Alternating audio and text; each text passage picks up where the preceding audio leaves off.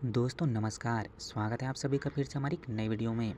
दोस्तों प्रधानमंत्री सम्मान निधि योजना को लेकर के बहुत ही बड़ी अपडेट है। जी हाँ दोस्तों, यदि आप भी प्रधानमंत्री सम्मान निधि योजना का लाभ आप ले रहे हैं तो ये वीडियो आपके लिए बहुत ही महत्वपूर्ण होने वाली है। दोस्तों ये वीडियो उन सभी के लिए महत्वपूर्ण है जिनको प्रतिवर्ष प्रधानमंत्री सम्मान निधि योजना के तहत प्रतिवर्ष 6,000 रुपये तक की राशि सम्मान निधि के तौर पे प्राप्त होती है। तो दोस्तों ये वीडियो उन सभी किसान बंधुओं के लिए है जो सम्मान निधि योजना के तहत लाभ उठा रहे हैं, क्योंकि प्रधानमंत्री सम्मान निधि योजना के तहत कुछ नियमों में परिवर्तन कर दिए गए हैं, अर्थात नियम बदल दिए गए हैं।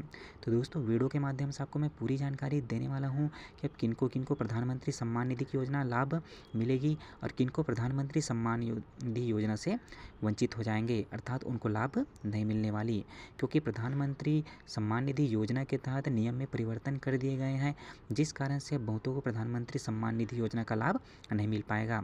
साथ ही किनको इस योजना का लाभ निरंतर मिलता रहेगा, तो पूरी जानकारी आपको देने वाला हूँ।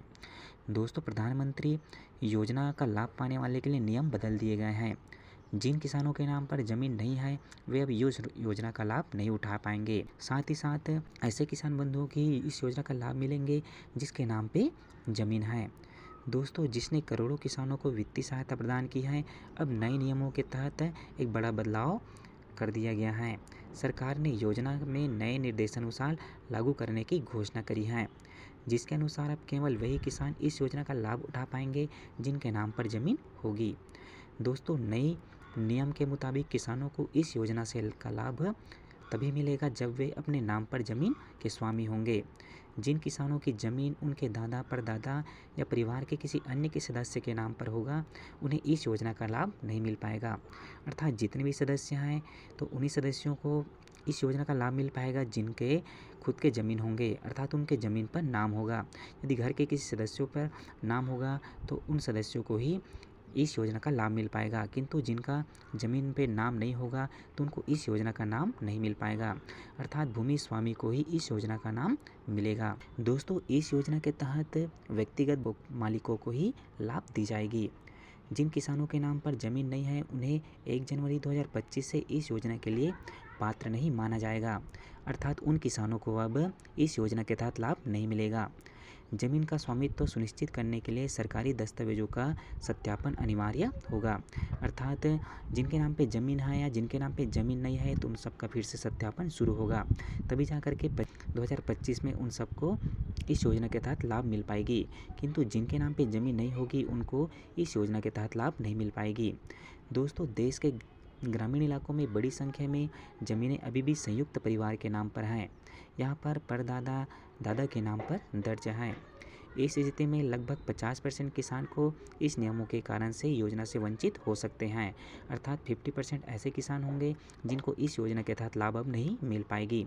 किसानों को अपनी भूमि अपने नाम पर करवाने की प्रक्रिया शुरू करनी होगी, तभी जाकर के वो इस योजना का लाभ ले पाएंगे, अन्यथा उनको इस योजना के तहत लाभ नहीं दी जाएगी। सरकार का मानना है कि यह बदलाव योजना के दुरुपयोग को रोकने और सही लाभार्थियों को लाभ देने के लिए किया गया है। कुछ जिलों में इस नई प्रक्रिया को सुगम बनाने के लिए पायलट प्रोजेक्ट शुरू किए गए हैं, जिससे किसानों को ज़मीन के स्वामित्व का प्रमाण पत्र प्राप्त करने में आसानी होगी। दोस्तों ज़मीन का सत्यापन करने के लिए अपनी भूमि के स्वामित्व के दस्तावेज पहले से ही आपको तैयार करके रखने होंगे। अगर ज़मीन परदादा के नाम पर है तो उसे अपने नाम पर ट्रांसफ़र कराने की प्रक्रिया आपको कर लेनी है, ताकि आपको प्रधानमंत्री सम्मान निधि की योजना आपको मिल सके।